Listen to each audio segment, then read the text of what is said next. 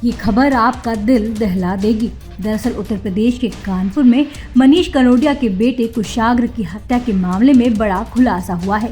हत्यारे प्रभात शुक्ला उर्फ शिवम ने विवादित चिट्ठी लिखकर शहर को दंगे की आग में झोंकने का प्रयास किया। हत्यारे का प्लान था कि विवादित चिट्ठी मिलने के बाद परिजन गैर संप्रदाय के व्यक्ति पर शक करते हुए कार्यवाही शुरू करा देंगे। इस दौरान वो शव को ठिकाने लगा देगा।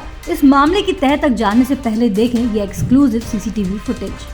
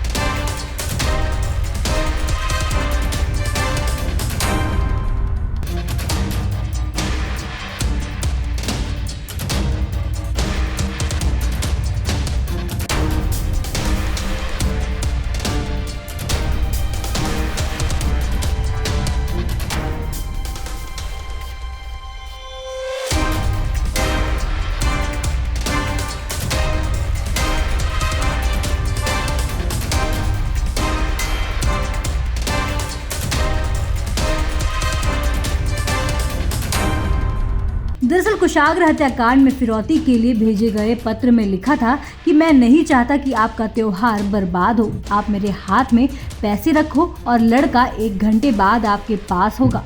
हम आपको कल फोन करेंगे। अल्लाह अकबर।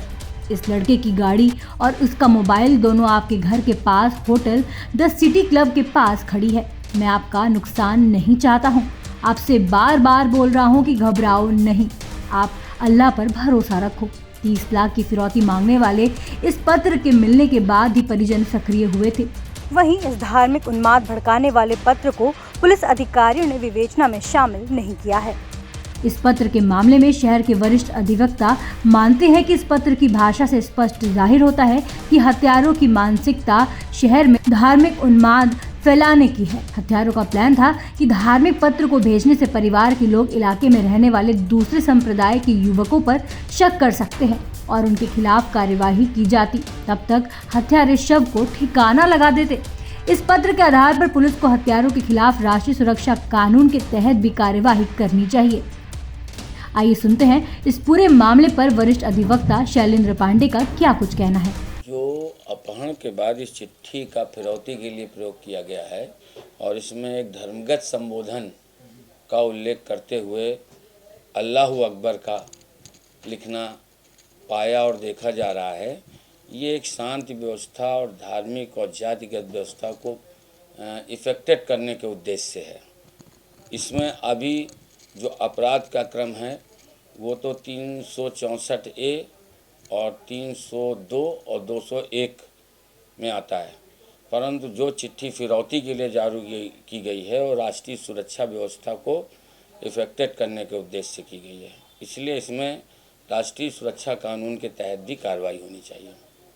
क्या लगता है अगर ये कार्रवाई की जाती है एनएसए की तो इन लोगों को किस तरीके का और सजा हो सकती है, कितनी सजा हो सकती है? सजा तो उनका किया गया अपराध इतना गंभीर प्रकृति का है जो अक्षम्य है।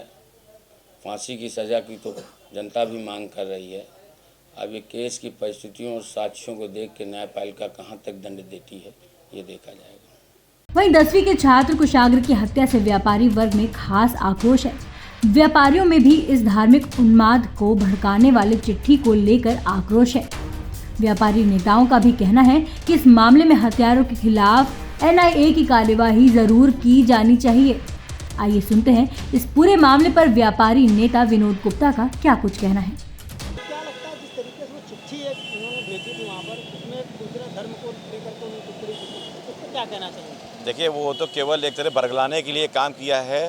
जो सातिर था वो सातिर करके उसने अपना काम किया और उसकी मंशा कुछ थी अलग। उसकी मंशा जो थी वो हत्या करके और अपने जो है प्रेमिका को साथ में ले करके भागना था और और जब वो भागना था तो उसके लिए मतलब नहीं था, उसको लगा कैसे हम भाग जाएं, क्योंकि बच्चा बड़ा था, बच्चा पहचानता था। तो देखिए बच्चे को पहले मार करके तब बाद में चिट्ठी भेजी और उनका उद्देश्य सिर्फ पैसा वसूलना था और कुछ मतलब नहीं था। ये जो धार्मिक जो दिखाया गया, रंग दिया गया है, हमारे कानपुर शहर में अमन चैन है। सभी हिंदू भाई, मुस्लिम भाई सब लोग एक साथ रहते हैं, एक दूसरे का सहयोग करते हैं, एक दूसरे की मदद करते हैं और ये धर्म से लेके नहीं जोड़ना चाहिए इसको। ये तो एक घटना है जो कोई भी अपराधी कर सकता है, ये अपराधी तरीके की घटना थी, ना कोई धार्मिक प्रकृति थी। क्या लगता है इसमें किस तरीके की अभी पुलिस ने उस पर ध्यान नहीं दिया?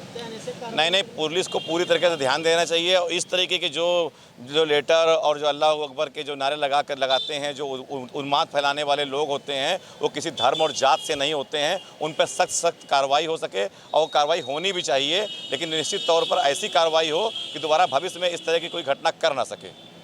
ये पूरा मामला दिन पर दिन तूल पकड़ता जा रहा है। आइए देखें हमारे कानपुर ब्यूरो चीफ सुनील गुप्ता की एक खास रिपोर्ट। कुशाग्र हत्याकांड में पुलिस ने 3 आरोपियों को गिरफ्तार कर लिया। इसमें जो उसकी टीचर थी उसको गिरफ्तार किया गया, उसके साथ में 2 और लोगों को गिरफ्तार कर लिया गया है। इसकी गिरफ्तारी के बाद अब कुछ और जो लोगों के जहन में सवाल उठ रहे हैं कि आखिर वो जो चिट्ठी थी जिसमें अल्लाहू अकबर लिखा था, उसका आखिर उद्देश्य क्या था। इस उद्देश्य को फिलहाल अभी तक किसी भी अधिकारी ने इसका कारण स्पष्ट नहीं किया, लेकिन एक चीज़ ये जरूर स्पष्ट हो जाती है कि ये जो चिट्ठी थी कहीं ना कहीं शहर के सौहार्द को बिगाड़ने के लिए भी उसकी एक भूमिका इस चिट्ठी की थी, जिसके चलते इस चिट्ठी को उसके घर पर पहुंचाया गया।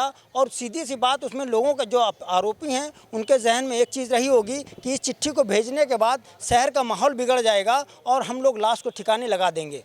लेकिन इस बात की एक ज़रूर अभी भी सवाल उठ रहा है लोगों के जहन में, जो शहर के तमाम सारे विद्वान अधिवक्ता भी हैं, उनका भी ये कहना है कि इस चिट्ठी को आखिर अभी तक पुलिस अधिकारियों ने इस मुकदमे में शामिल क्यों नहीं किया। आखिर जिन लोगों ने इस शहर का माहौल बिगाड़ने को प्रयास करने के लिए इस चिट्ठी को वहाँ पर भेजा, उनके खिलाफ NSA की कार्रवाई अभी तक क्यों नहीं की गई।